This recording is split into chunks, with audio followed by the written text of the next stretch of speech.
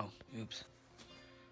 Hey guys, welcome to my culture project on Australia. And yeah, let's get started. We're gonna first start off with religion. Australia has no official religion, but there is religious freedom there. So people can choose what religion they want to choose up to. Most people there are Christian. More than 60% of them are Christian. But Anglicans account for more than 18% of the population. Buddhism is more than 2%. Hinduism is less than 1%. And Islam is about 2%. Now we're going to be moving on to daily life. I'm going to start off with food.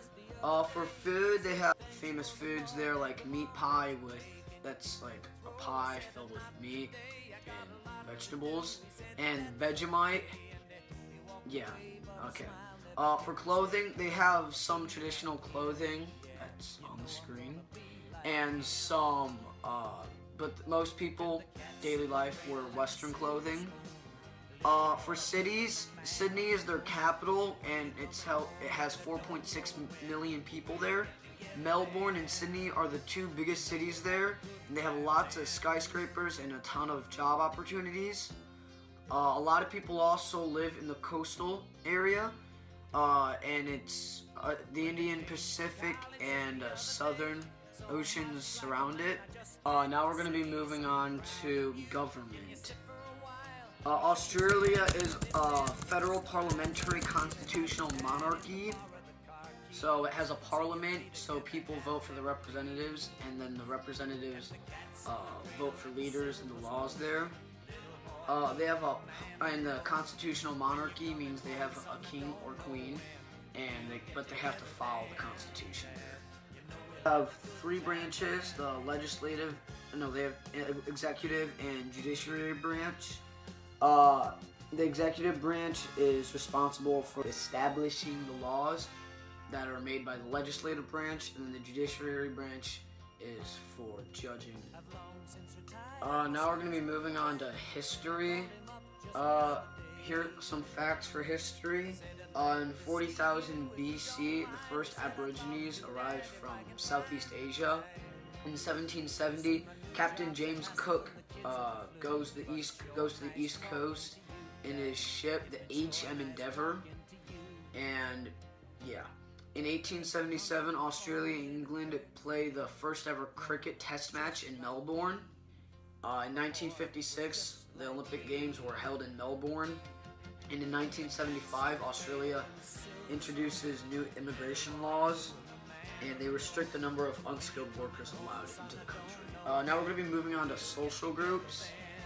British is 67.4%, Irish is 8.7%, Italian is 3.8%, German is 3.7%, Chinese is 3.6%, and then they have a lot of other minority. For languages, 72.7% speak English, 2.5% speak Mandarin Chinese, 1.4% speak Arabic, 1.2% speak Cantonese, and 1.2% speak Vietnamese. They also have some native languages there from the Aborigines.